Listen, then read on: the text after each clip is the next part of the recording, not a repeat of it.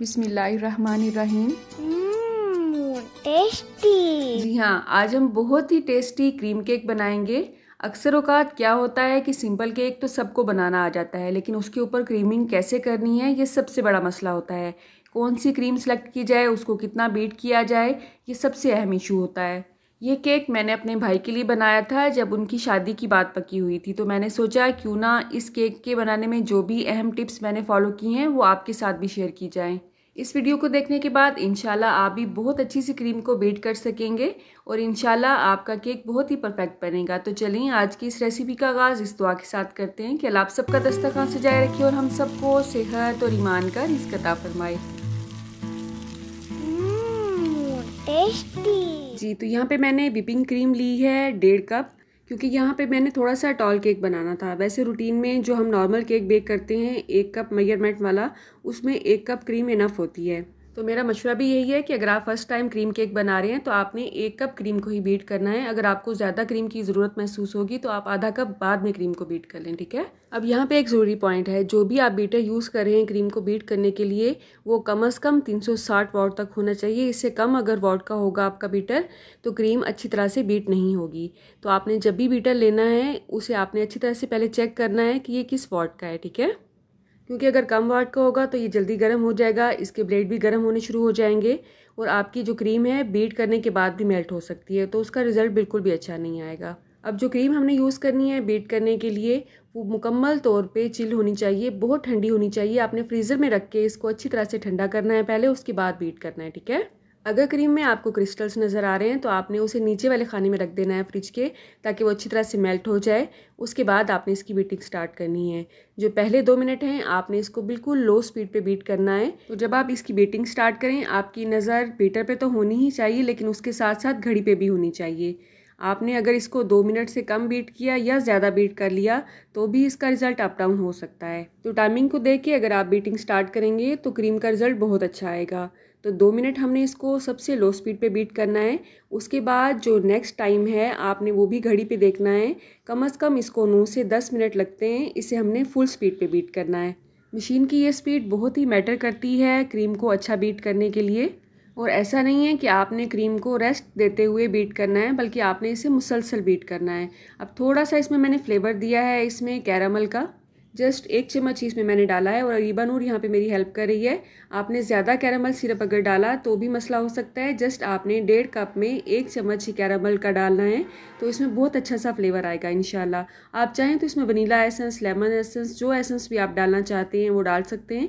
Essence के आपने just 1 से 2 ड्रॉप ही ऐड करने हैं। मैंने क्योंकि सिरप ऐड किया है इसलिए मैंने 1 चम्मच इसमें ऐड किया है। तो आप देख सकते हैं क्रीम की क्वांटिटी तकरीबन डबल हो चुकी है अल्हम्दुलिल्लाह, लेकिन इसकी अभी स्टिफ पीक नहीं बनी है। तो जो लोग क्रीम को नया नया बीट करना स्टार्ट करते हैं वो समझते हैं कि क्रीम का साइज़ क्योंकि डबल हो चुका है तो ये अच्छी तरह से बीट हो चुकी है। ऐसा नहीं है, जब तक इसकी स्टिफ पीक नहीं बनेगी हम इसे बीट करते रहेंगे और मुसलसल बीट करते रहेंगे। इसलिए कहा जाता है कि मशीन अगर आपकी पावरफुल होगी तो ही वो इतनी लंबी टाइमिंग को बर्दाश्त कर सकती है, वरना वो हीटअप हो जाती है और क्रीम को मेल्ट करना स्टार्ट कर देती है।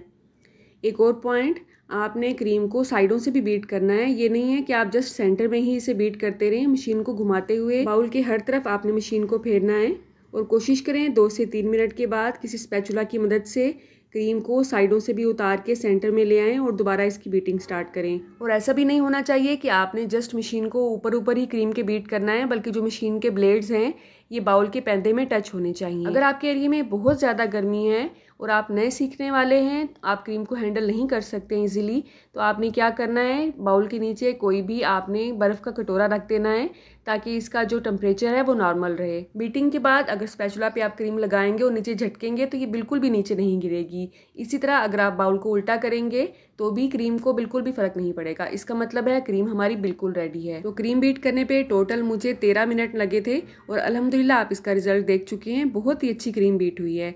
अब बात करते हैं कि केक को कैसे डेकोरेट करना है। हमने केक को डेकोरेट करने की बहुत सी रेसिपीज़ आपको मेरे चैनल पे मिल जाएंगी। केक का स्पंज हमने कैसे रेडी करना है और बगैर अवन के कैसे रेडी करना है, इसकी भी एक पूरी प्लेलिस्ट आपको मेरे चैनल पे मिल जाएगी। क्रीम के लिए जो स्पंज हम रेडी करते हैं उसमें हमने ऑयल कम रखना होता है, क्योंकि इसको हमने क्रीम से कवर करना होता है। अगर स्पंज में भी हम बहुत ज़्यादा ऑयल ऐड कर देंगे तो क्रीम की वजह से ये बहुत ज़्यादा हैवी हो जाएगा और केक बिल्कुल भी नहीं खाया जाएगा। इसलिए बगैर क्रीम के केक के और क्रीम वाला केक बेक करने में थोड़ा सा फ़र्क होता है। तो केक के स्पंज को लेयर्स में काटने के बाद अच्छी तरह से हमने क्रीम से कवर कर दिया है। इसके बाद आपने 5 से 10 मिनट के लिए इसे फ्रिज में रख देना है ताकि क्रीम अच्छी तरह से सेट हो जाए। उसके बाद जो क्रीम हमने बीट की है उसमें आप अपने पसंदीदा कोई भी कलर ऐड कर सकते हैं। कलर ऐड करने के बाद आपने उसे हल्के हाथों से मिक्स करना है, बहुत ज़्यादा तेज़ हाथों से मिक्स नहीं करना है। यहाँ पे मैंने वीडियो की स्पीड को थोड़ा सा तेज़ किया हुआ है, इसलिए आपको लग रहा है कि मैंने इसे बहुत तेज़ी से बीट किया है। तो एक लेयर जब हम पहले लगाते हैं स्पंज पे क्रीम की, उसे क्रम कोटिंग कहते हैं। 5 से 7 मिनट फ्रिज में रखने के बाद उसे दोबारा क्रीम से कवर किया जाता है ताकि उसकी अच्छी सी फिनिशिंग आ सके। अब अपनी पसंद की कोई भी नोज़ल आप सेलेक्ट कर सकते हैं, उसे पाइपिंग बैग में ऐड करेंगे, क्रीम ऐड करेंगे और अपनी पसंद का कोई भी आप इस पर डिज़ाइन बना सकते हैं। फ्लावर्स भी मैंने क्रीम से ही रेडी किए हैं। आई डोंट नो इसकी वीडियो क्यों मेरे से स्किप हो गई। इस वीडियो में इंशाल्लाह बहुत ही एहतियात के साथ आपके लिए मैं शूट करूँगी ये फ्लावर कैसे बनाते हैं। तो उसके बाद हमने इसके ऊपर जो भी आप लिखना चाहते हैं, बर्थडे, एनिवर्सरी, जो भी, वो बहुत आसानी से लिख सकते हैं चॉकलेट गिनाश के साथ। चॉकलेट गिनाश की वीडियो रिसेंटली ही मैंने आपसे शेयर की है, उसका लिंक आपको ऊपर आई बटन पे भी मिल जाएगा और वीडियो के एंड स्क्रीन पे भी आपको मैं बहुत ही आसान रेसिपीज़ केक की शेयर कर दूंगी इंशाल्लाह।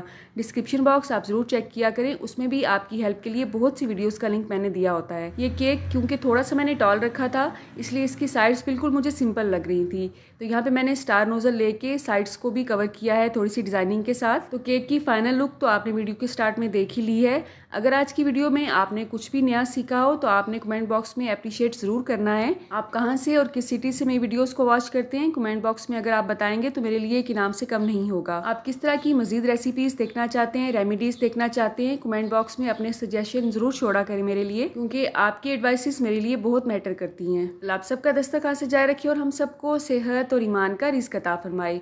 अल्लाह हम सब के रिस्क में कसरत से ज़्यादा बरकत और आसानी अता फरमाए। रुके सुने, जाने से पहले वीडियो को लाइक कर दें, अच्छी लगी तो शेयर कर दें और सब्सक्राइब करने के बाद बेल का आइकन भी ज़रूर प्रेस करें। जज़ाकल्लाह। मेरी नेक्स्ट वीडियो तक अल्लाह हाफ़िज़।